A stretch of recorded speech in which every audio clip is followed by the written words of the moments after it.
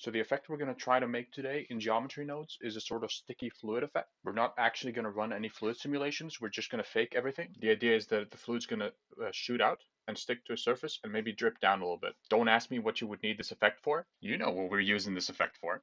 But anyway, this does require a little bit of knowledge of geometry nodes. I will try to explain everything that I do so you can follow along. But keep in mind, this video is probably not going to be beginner friendly. So when you're tackling a complex problem like this, I find that it's easiest to split the problem into smaller problems. The first sub-problem that I want to solve is how do we actually pass a direction to our geometry nodes? So this is going to be the direction that the fluid is going to shoot out.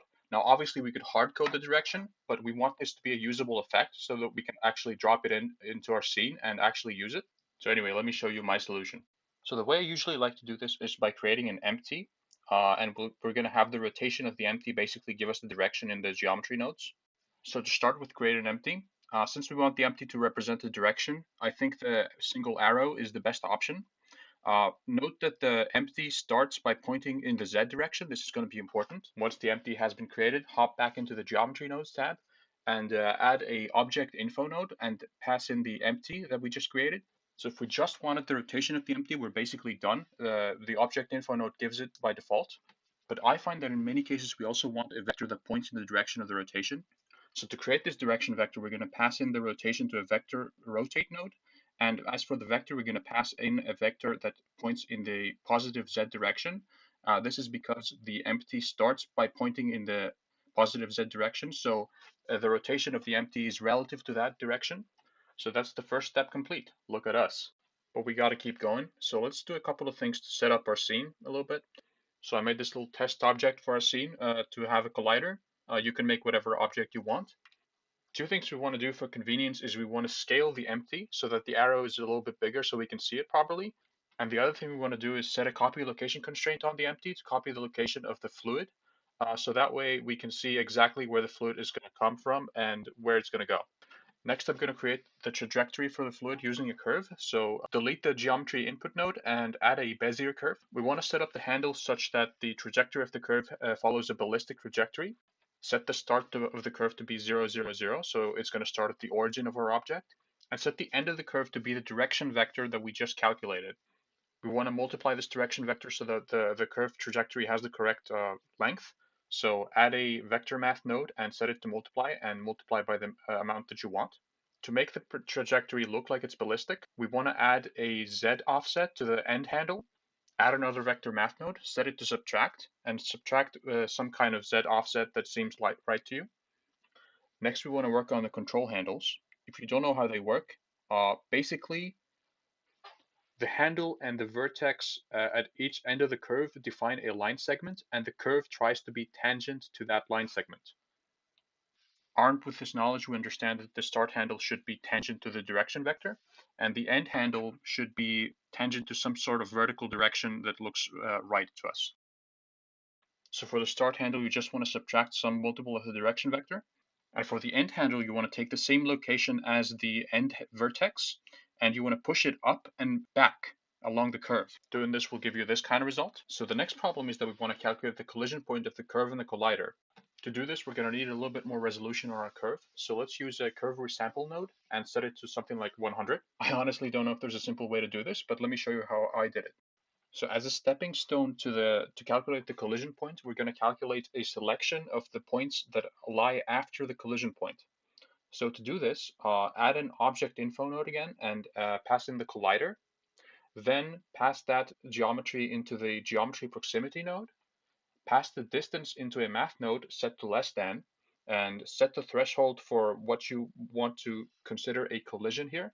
So I'm going to go with 0.3. And then pass that value into an accumulate node. The accumulate node is basically going to sum up the booleans for all the indices that are less than the index of the current element. So what we want to do is we want to find the index where this field is 1. So how we're going to do this is with the attribute statistic node, where the selection is going to be the trailing field of the accumulate field that we just calculated. And the geometry is obviously going to be our curve. And the value is going to be our index. So the next step is that we want the points of the curve after the collision to surface walk. This will make it look like the fluid is running along the surface of our glider. Now I sat here for quite a while thinking how to do this, and I really can't think of a good way to do it. The problem is that calculations in geometry nodes happen in parallel, but in this case, we actually want a serial calculation, right? So we want to have one point walk along the surface, then the next point walk along the surface from that point onward, and so on and so forth. To my knowledge, the only node that does anything like this is the accumulate node. But right now, it's not powerful enough to actually do what I want it to do. So unfortunately, even though it's really inefficient and annoying, we're going to have to use a repeat node. Please leave a comment if you know how to do this without a repeat node. I would really like to know. Before we can jump into the repeat node, we actually need to calculate a surface tangent. This is the direction in which the surface walk is going to happen. We don't want any tangent though. We want a tangent that is oriented in the z direction. This is because of gravity, of course. If you were really fancy, you might want to like have the input direction influence the surface tangent, but we're just going to keep things very simple here. So the fluid is just going to flow vertically. So let's get to it. Add a sample nearest surface node. For the mesh, add the collider, and for the value, add the normal. The next step is a little bit complicated if you don't know anything about vector maths. I'm contemplating whether I should even explain this, but basically we want to take a cross product between the vector pointing in the negative z direction and the surface normal we just got from our collider. And then we want to take a cross product again with the cross product result and the surface collider, the surface normal from our collider. All you really need to know is that this process is going to give us a surface tangent that points vaguely down. Next, add a repeat zone and add a set position node inside the repeat zone. So basically what we want to do here is at each repeat step, we want to move one of the vertices along the surface relative to the position of the previous vertex. To do this, we need to have access to the iteration number. So let's create a custom variable, call it iteration, and set it to integer. We want to have this value increment by 1 every time we loop. So let's add a math node, set it to add, and add 1, and pass that value back into the repeat zone. Add another math node, set it to add, and add the minimum output from the attribute statistic node and the iteration number. So this is going to give us the index that is going to move at a given iteration. To convert the target index to a selection, add another math node, set it to compare, pass in the target index, and to the other field, pass in the index. Then pass the selection to the set position node. Next, we want to evaluate the position of the previous vertex. So to do this, add another math node, set it to subtract, pass in the target index, subtract 1, then pass that value into an evaluate index node, evaluate at index, set it to vector, and for the value, pass in the position.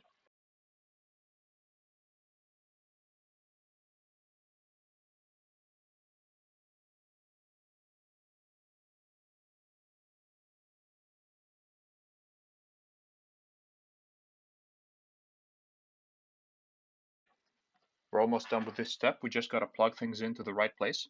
So plug in the position that we just got into the sample nearest surface node that we had previously when we were calculating the surface tangent. Plug in the surface tangent into the offset input of the set position node inside the repeat zone, and plug the position that we got from the evaluate at index node inside the position input of the set position node. Now you should see that the point directly at the collision site has surface walked.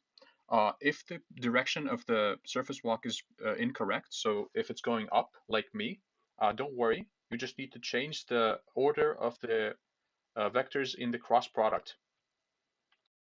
We can adjust the iterations of the repeat zone to control how many points actually surface walk. But before that, we have another problem. You'll see that the surface walk is kind of scuffed. This is because the step size of the surface walk is too large. So add in a vector math node between the surface tangent and the offset input and set it to multiply, or I guess scale would work as well, and set it to something more reasonable, like say 0.1. If you're having trouble with some points going under the surface, you can set another set position node and use a geometry proximity node to snap the position to the surface after the fact. To finish our trajectory, we want to delete the geometry that comes after the surface walk. To do this, add a delete geometry node before the repeat zone. Add a math node, set it to add, pass in the collision index into it, pass in to the other input the number of iterations that you want to surface walk, then plug that into another math node set to greater than, pass that into the threshold, and to the value pass the index, and then finally pass the output to the selection of the delete geometry node. To make sure that the iterations for surface walk are consistent, you might want to create an integer node and pass the value of the integer node into the iterations of the repeat zone and the math node set to add. All right, and at long last we have the trajectory. Now it's finally time to make the fluid. So in my opinion, there's two obvious approaches to this. The first one is to give the curve a profile and use the curve to mesh node. The other option is to instance something on the curve. So for example, we could instance icospheres and remesh. It's really up to you which method you want to use. For the purposes of this video, however, I think I'll use the remesh method. All right, so this step is a little bit of a doozy.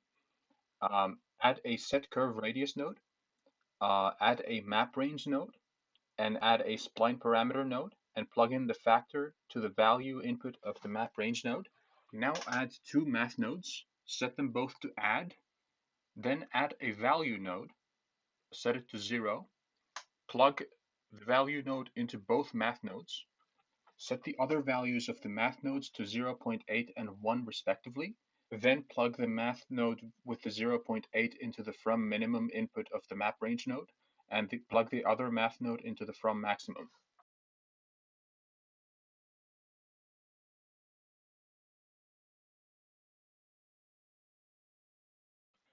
Finally, to see what we've done, add a curve to mesh node after the set curve radius node, and for the profile curve, add a curve circle node, and set the radius to something like 0.1.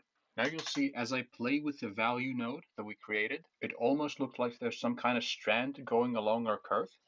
One problem that we have right now is that as the strand goes forward, the whole curve becomes thick. To fix this, add a float curve node between the map range node and the set curve radius node, and configure it as I show in the video. If you want a longer stream of fluid, you can adjust the values in the math nodes that go into the map range node. If you're making the fluid using the remesh method, add a distribute points on faces node, adjust the density to your liking, and then add an instance on points node after that. And for the instance, add an icosphere.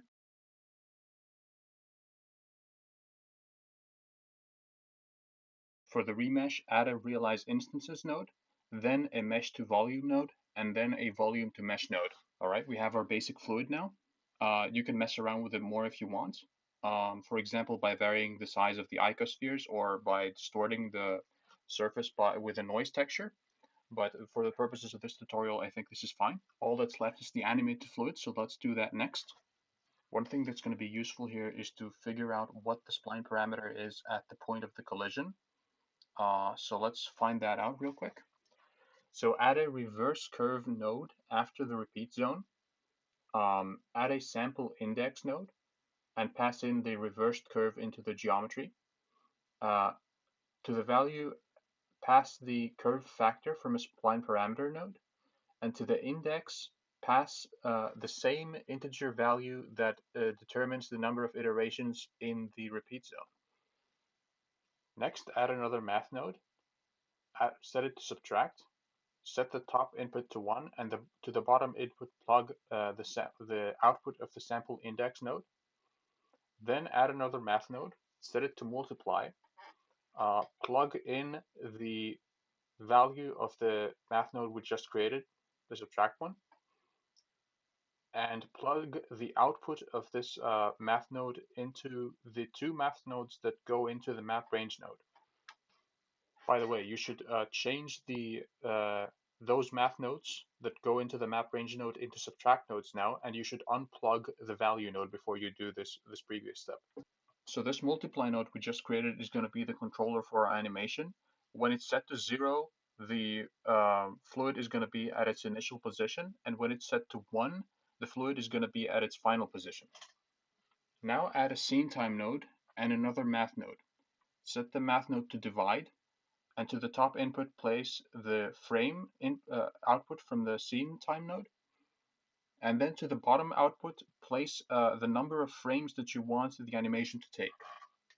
If you want, you can add a float curve between the divide node and the multiply node to play with the timing a little bit. At this point, the tutorial is done, but if you want some tips and tricks, stick around. One thing you might want to do is have multiple shots of fluid. So let's see how we could do that. Because this is the bonus section of the video, I'm not going to go through it step by step anymore, but if you have any questions, feel free to leave a comment. So this actually turned out to be a little bit more complicated than I had anticipated. I needed to make several adjustments to the node tree to make this work. So the simplest way I found to duplicate the shots was to add a simulation node after the repeat zone with a join geometry node, and add a condition to the join geometry node so that it's not always active. So in this case, I just check if the frame is a multiple of 20, and if so, I add it to the geometry. But this alone is not enough, because if we just do this, all the shots are actually going to land on top of each other, so that's no good. So I had to go back and add a little bit of randomization to the initial condition of the curve. I also added a delay for each shot so that they don't actually happen simultaneously. One last problem that I had is that because the bounding box of the whole mesh increased when there were multiple shots in the scene, the remesh wasn't working anymore. The resolution of the voxels wasn't fine enough. So what I had to do was add a repeat node and do the voxel remesh for each shot separately. I also encountered a really tricky problem that's too interesting not to share. So the problem that I had was that when a shot was being added, the previous shots were jumping around.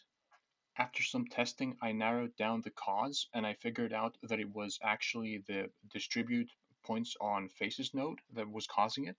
Initially, I didn't know why, but then it occurred to me that when new shots were being added, the index of the previous shots changed. That meant that even though the seed was constant, the random value being used by each point changed, and that made them jump around. So can you guess what the solution was? I don't blame you if you can't. The solution was to change the order of the noodles in a join geometry node. The order of the noodles determines which of the join geometry gets which index. There's a little advanced tip for you. Another thing you might want to do to make the effect a little bit more sophisticated is to add like a drip effect. This video is getting kind of long, so I'm not actually going to do it this time, but if you would like me to cover it, let me know. There's one more tip that I wanted to cover in this video, but it turned out to be too complicated to fit.